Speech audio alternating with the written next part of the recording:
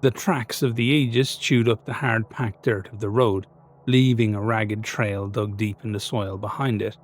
Ursula was behind the wheel, a look of intense concentration on her face as she tried to get every last bit of speed out of the massive twin diesel engines.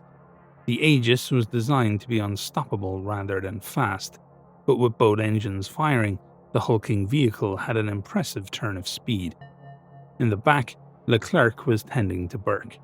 Their trip to the end of the world had resulted in an attack from an amalgam, a twisted monstrosity built of the damned and the dead, and as they made their escape, Burke had been shot in the shoulder.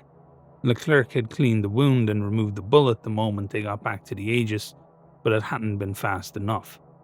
After a heavy night's sleep from the adrenaline dump of the attack, fraught with nightmares where Anton could do nothing but watch as all the members of the squad were slowly drawn together into one great mass, gaping maws and ramshackle limbs flailing as they screamed, they had awoken to find something was very wrong with Burke. His temperature was through the roof, and they could not wake him from the fitful, feverish dreams that had seemed to claim him. The flesh around his wound was angry, purple, and oozing a sickly pus, and his skin was covered in a slick, warm sweat. Thrall had gone to the front of the Aegis and pulled out a map, sitting for a moment while he worked out exactly where they were. Only Thrall could sleep for 6 hours while moving and wake up with a near-perfect idea of his location. He had stabbed his finger at a point on the map so that Leclerc could see, saying only 2 words: exigent circumstances. Ursula had just nodded, as if that somehow made perfect sense, and said about getting them to the point that Thrall had indicated as quickly as humanly possible, those 2 great engines straining under the demands of her worry. The rest of them either sat quietly or spent time helping to take care of Burke. Plenty of cloths and cold water were pressed against his head, and every 3 hours Leclerc wanted some pills forced down his throat. That was easier said than done, as his considerable size and weight made him an awkward patient, but he never fought the water or the pills. During the time Anton spent with him, he thought Burke seemed content, hints of happiness in the mumbling nonsense that spilled from his lips. It was odd, as Anton wasn't sure if he had ever seen the big man smile, yet here he was, inching towards death, and it was the first time he'd really seemed relaxed.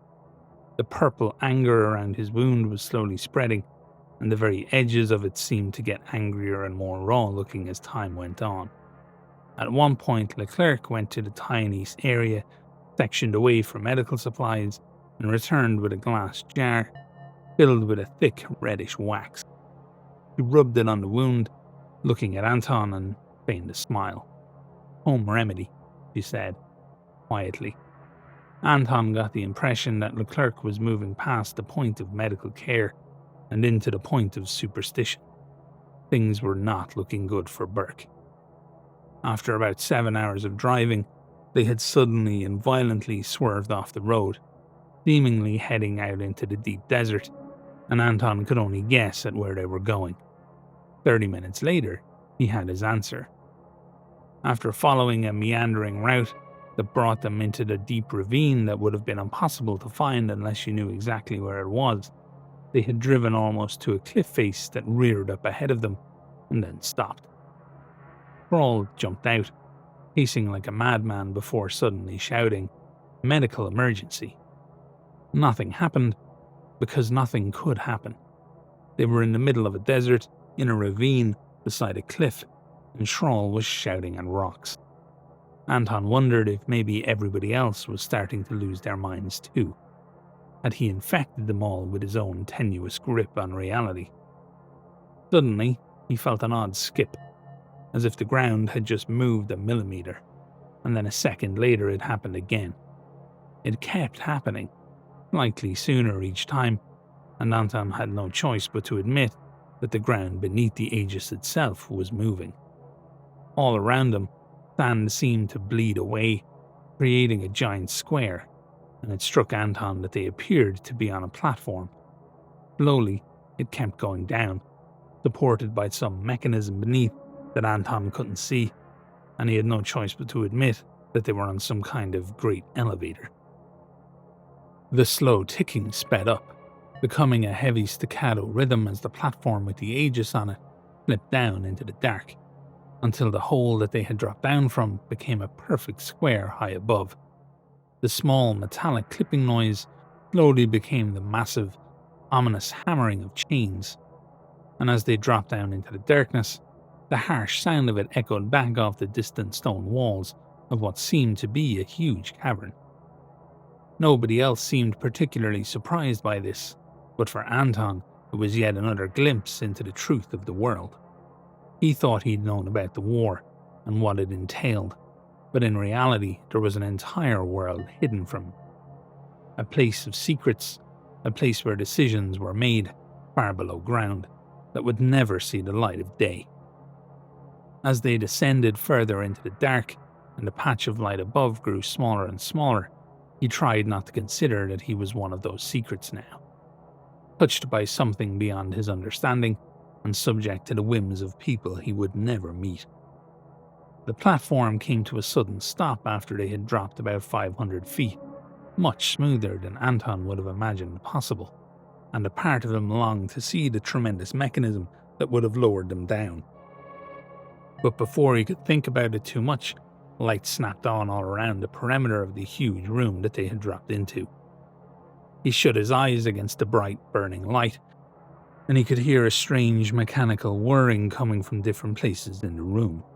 He could see the intensity of the lights drop as he blinked against the harshness of them, and was finally able to start making out details in the room as his eyes adjusted to the less aggressive levels of light being shone at him and the rest of the squad.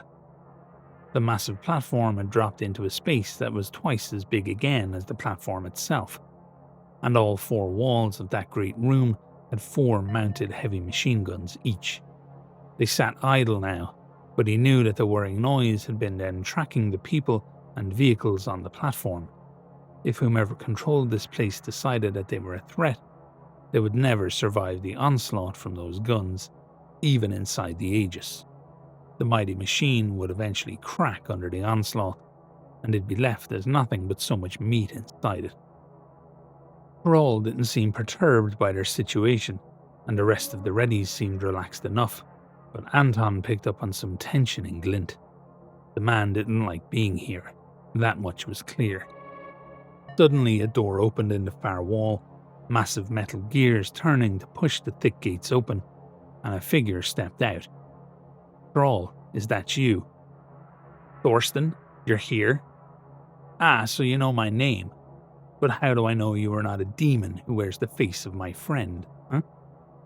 How do I know you didn't drift into my mind while I slept and pluck the features of my dear comrade Lieutenant Thrall from a dream I was having where we were sharing whiskey, where he was once again losing to me at cards? Do you think you are important enough, Thorsten, for a demon to go through all that trouble to trick you? And Thorsten replied, Ah, so you are a demon. You seek to wound my pride with these base accusations, yes? Thrall returned a jest. My friend, we don't have time for these games. Burke is injured and in need of help. Suddenly the man that Thrall had called Thorsten closed the distance between the two, and he held out a bottle. It was made of a clear glass and lacked any ostentation. Inside, an off-red liquid filled it almost to the cork that sealed it, and around the top, a wax seal showed it had never been opened. Drink it, everyone, said Thorsten. They won't let you in if you don't. Thrall grabbed the bottle without complaint, breaking the wax and pulling the cork before taking a quick drink from it. After that, he passed it around, everyone from the squad taking their turn. By the time the bottle reached Anton, it felt like a form of communion, although he didn't know why. He took a deep drink, and the liquid instantly burned the back of his throat, warming him all the way down to his stomach. It wasn't the pleasant warmth of alcohol, but rather a bitter, acidic wash that seemed to pull all the blood to the surface of his throat. He could feel his eyes starting to water, the bright lights of the cavernous room becoming harsher for a moment before dimming again. He had no idea what he had drank, but he could feel something skittering across his mind for just an instant, an outside thought that wasn't his. It was gone as soon as he noticed it, and by the time the rest of the squad had pulled Burke from the Aegis and forced some of the liquid past his lips. Thorsten seemed content and called out an order, and 4 people ran into the room through the door, pushing a medical gurney. They loaded Burke onto it, 2 of them checking his breathing, eyes and pulse, while the other 2 pushed the giant man's frame off down the corridor. The clerk set off after them, and for the first time since they had arrived, the guns in the wall were pointing at the floor instead of at them. Everyone else set off down the corridor, Thrall and Thorsten deep in some private conversation. Filled with questions and not knowing what else to do, Anton followed them.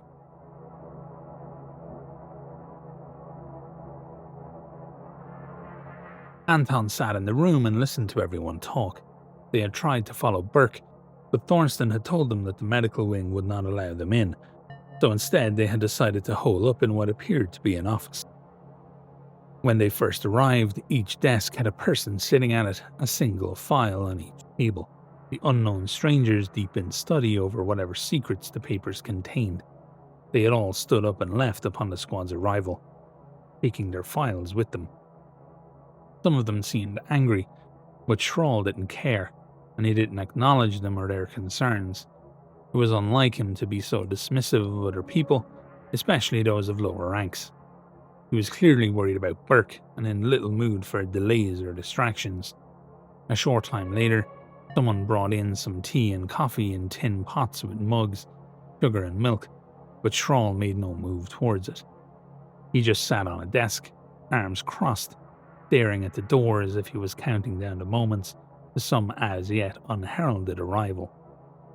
Anton drank tea, allowing the soft sweetness of it to wash away the bile-like heat from whatever he had drank upon arriving in this strange place.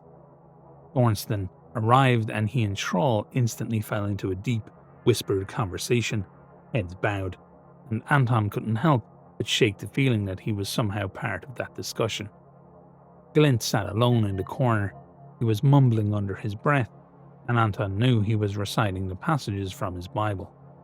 Had he not given his copy to Anton, it would have been in his hands, but Glint didn't need any reminder of every word on every page. He knew them all, front and back. The clerk and Ursula sat beside Anton and mostly wondered about Burke.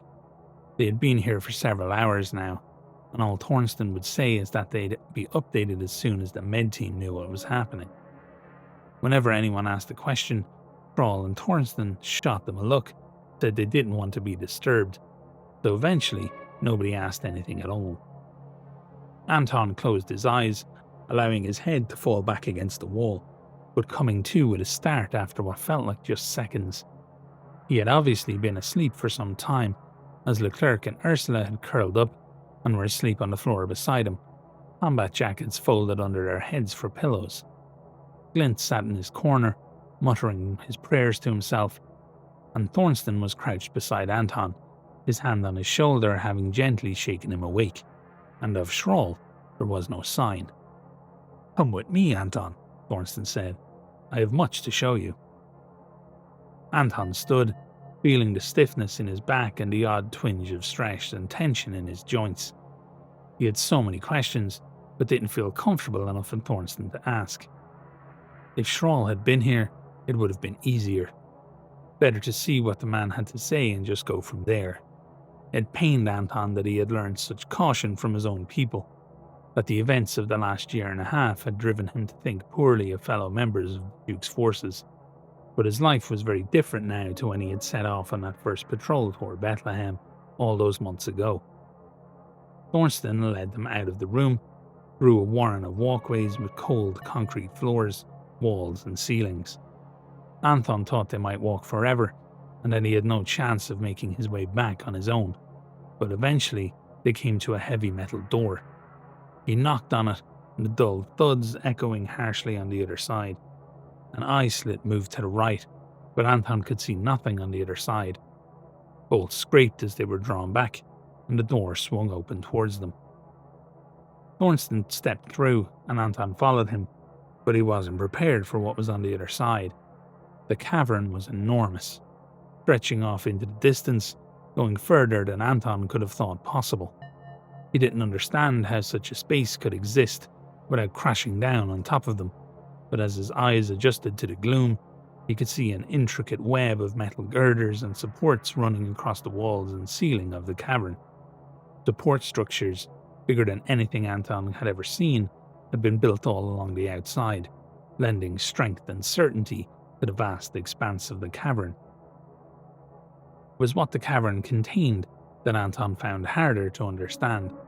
At fixed intervals of what seemed to be 100 feet, cages hung in the air, each one festooned with relics, parchments, rosary, and other holy items. A massive chain extended from the top of each one to the ceiling above, disappearing somewhere in the dark. "What are they?" he asked, turning to Thorsten, but the man was already moving forward, and Anton had no choice but to go with him or be left behind. He quickened his step to catch up as Thorsten looked back over his shoulder. "They are something we will need to discuss another day, Anton. For now, there are other things we must concern ourselves with." He continued forward, another set of heavy double doors opening as they reached the end of the heavy metal walkway that ran through the cavern. On the other side, another warren of corridors, seemingly with no doors or windows. Anton was becoming convinced they led to nowhere when they once again arrived at yet more doors. He heard what sounded like massive bolts being dragged back on the other side, and they slid slowly open, dragged back by a man on either side who belonged to the heavy mechanized infantry unit. The shoulder pauldrons were blank, and nothing on the armour offered a clue as to what wad they were with. Each one was just an unbroken, unadorned black. Anton had never seen HMI units in such colours before. Each one had a massive assault shotgun across their back, and to either side of the door, facing down the hall, another heavy machine gun on a mount. The floor beneath his feet had changed, no longer the cold firmness of concrete, becoming instead iron grates. Below them a giant chasm, the light of the halls quickly lost as they yawned away to a depth that Anton could not ascertain. Thorsten stopped moving as quickly as he had set off, turning to face Anton. "The lieutenant told me it was earlier than had been planned, but he asked me to show you this. You're officially in his unit now, Anton. There are things you need to know about what they do and why." Anton didn't know what to say, so he said nothing, staring across the corridor at Thorsten and waiting for the man to continue. "There are things that most people simply cannot know. You need to understand this," said the cleric, a sudden light burning in his eyes that had not been there before. "We are not in a fight for our lives, Anton. We are in a fight for our very existence, our very souls. If the armies of the Infernal had their way, we would all be under their yoke, suffering in life until the very moment of death, and then suffering for eternity for the sins that they had us commit. Every child born from now until the end of time would never know the light of freedom, and would be little more than meat upon a spit. The light of Christ would fade away, and hell would be free to turn their attentions towards another war with heaven. This we can never allow, even if it means we fight this war from now until the end of time.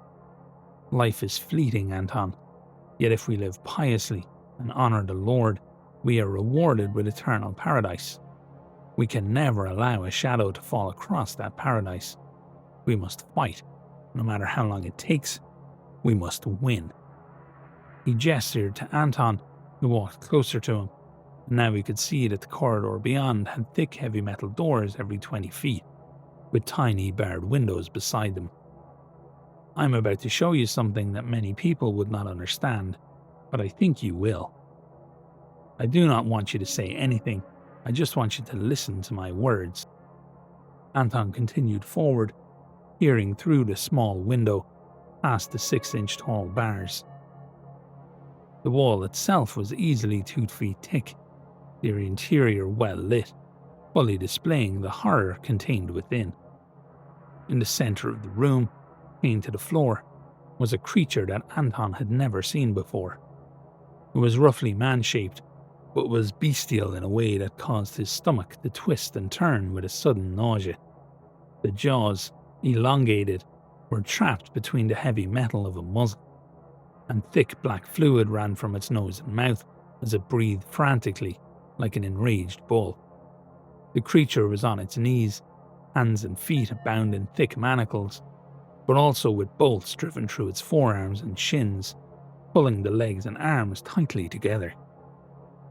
Its eyes were rolling in its head, and a low guttural growl escaped its lips as it seemed to sense Anton at the small window. Suddenly, its maniacal gaze met Anton's, and with a terrible, sickening understanding, he saw the humanity there, deep in the eyes, buried under an existence of rage and pain and monstrous confusion. This thing, this monster, at some point, had been human. The thing strained against the chains and bolts, refusing to submit to its captivity, the stifled brays and howls barely making it to Anton at the window, but he knew with a cold certainty that the creature was screaming inside its own head. Anton had never seen anything like it before, and he recoiled from the window, turning to face Thornston. The doors stretched away in either direction, and Anton knew, without being told, that behind each door there was some sick horror, some thing that should not be, some foul creation that would have been better left in whatever hole it was found in. He stared at Thornston, knowing that whatever pretense of a normal life he had was now lost to him. This was the secret machine of the war, the thing that nobody could know. "This is Blacksite Butlerov," the cleric said gently. "It is dedicated to the capture and study of the creatures of hell, the infernal things that would seek to end our world and spend eternity dancing in the ashes of our dreams. Here we do the things that must be done, but that nobody can know.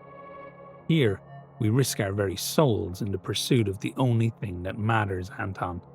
Victory. Is this what Thrall and the squad do?" asked Anton. "They bring these creatures to you." Thornston laughed, and for some reason it made Anton almost hate the old cleric. "No, my boy. Thrall is an artifact hunter. He goes to places that most men would never survive, and he brings back items of power. He's good at it. Some would say the best we've ever seen, but he's nothing compared to you, is he?" Thornston's demeanor had become cold and clinical. "I don't think he would have brought you here, if not for Burke. I don't think he wanted you to see this yet. But it would seem that God had other plans. I'm curious to know what you are, Anton. Human, yes. Of interesting stock. But are you touched by angels or devils?" Anton suddenly became aware of the weight of the gun at his waist. Something inside him telling him he would have to defend himself from Thornston's curiosity, and that it would be better to end up dead than studied in one of these rooms. But just as quickly, Thornston's demeanor changed again, and he was back to the warmer, pleasant man that greeted Thrall with easy jokes just hours before. "Thrall has asked me to rejoin the squad. I rode with them for some years before being stationed here to aid with the research. The Readies are all, in their way, very devout individuals, Anton. I have been told that your faith is nigh unbreakable, that you have seen things in a year that would drive most men to madness, yet here you are, fighting the fight. You have seen the very edge of madness, I have been told, and yet what is in that room was enough to make you recoil in horror. The best part of you is not lost yet, is it? The Readies usually have no need for clerics, but Thrall and others feel that something big is coming, that someone of my particular mindset will be needed. It will allow me to spend time with you, to get to know you. I am of the opinion, Anton, that you have been given a great task by the Lord, and it is my intention to help you achieve it.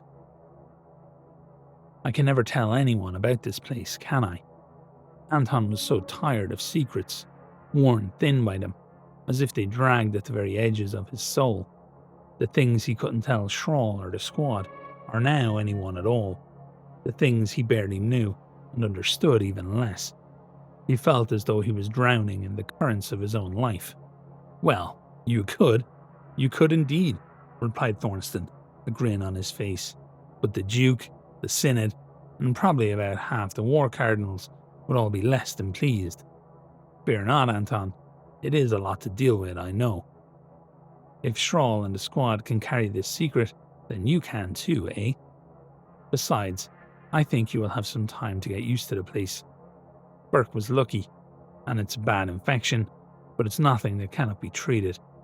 He'll need some time, and Schrahl won't go back out without him. Those two are both sides of the blade, you understand. Where one is, the other is. And it's been that way since they first met. Brothers are not just people you grow up with, after all."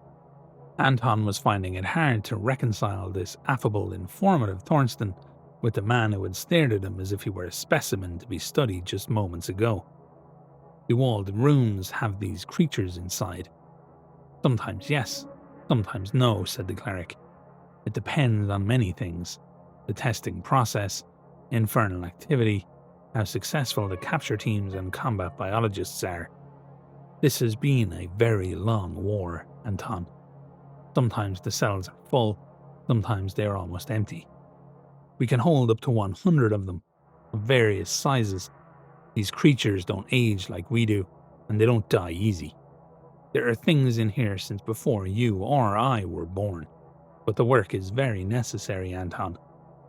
Every soldier's handbook from here to the Iron Wall is filled with knowledge gleaned from these studies.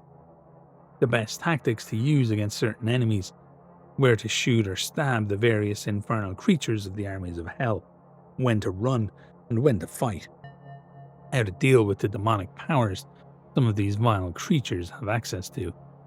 The work performed here has done as much to stall the advances of hell as any other endeavour that man has put his mind to, and for that knowledge we pay a terrible price. I hate being this close to these things, Anton. To have to spend my days smelling the stink of them, feeling it waft against my skin. I am eager to spend some time away from here. It will be good to accompany you and the squad. Come, let's get back to the others. Together, they made their way back through the warren of corridors, past the black-armoured heavy infantry, the seemingly endless doors, and the mounted weapons. Anton let it all wash over him. The scale of this place, dug so deep underground, was impossible to consider. He had seen the majesty of New Antioch, of course, the incredible walls, never broken by the armies of the damned, massive buildings housing the inner workings of the church and the Duke's army, the endless factories, barracks, stables, courtyards, labs, and training grounds that housed the troops, and of course the bustling city, the glowing impossibility of the presence of people, even in a place that was built for war, even on the rock that the tide of hell crashed against. But he had never seen anything like this. The monsters of hell, corralled, laid low, and brought to this terrifying underground fortress, to be pulled apart and studied, like butterflies pinned to a spreading board. When they got back to the office room the squad had taken over, they were gone, moved to a small barracks room that would be theirs for the duration of their stay. Burke was still in the medical section and would be for a few days. For the next week, the squad busied themselves as best they could. Thrall spent most of his time somewhere deep in the black site, but the rest were not allowed to wander that far. Leclerc spent most of her time with Burke, while Ursula had managed to convince the black site mechanics to give her access to their workshops. The Aegis, having been pushed to within an inch of breaking to get Burke here alive, was being stripped down, every piece of it checked and checked again. Glint prayed, and when he didn't, he spent his time sparring with the black site guard. Anton would go and watch them sometimes. Glint had a slight build, but he was made of granite, the human equivalent of a coiled spring, and he was the fastest person Anton had ever seen. Nobody from the black site could get the better of him, and as the day wore on, he sparred more and more, and got more and more tired. He'd simply push himself hard to overcome the fatigue.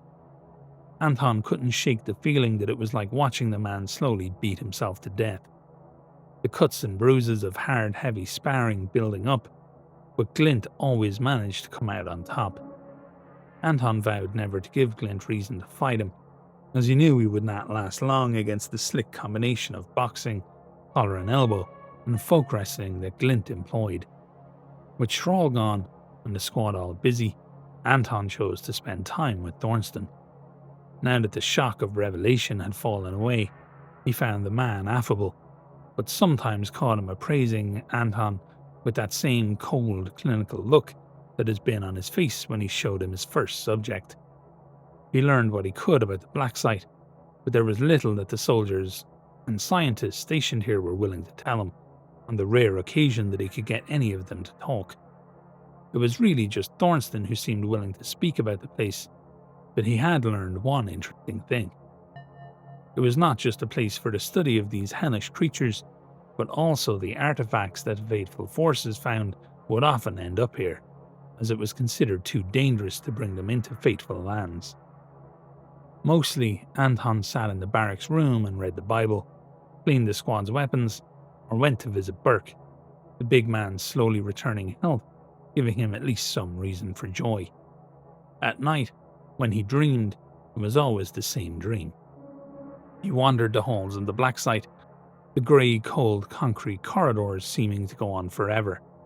The ground was covered in the fine sand of the infinite desert that he had seen in his visions. Spilling out from under the doors, and from behind them, he could hear the endless chittering of the insect people as they shed themselves and stamped their feet in the knee-high dust.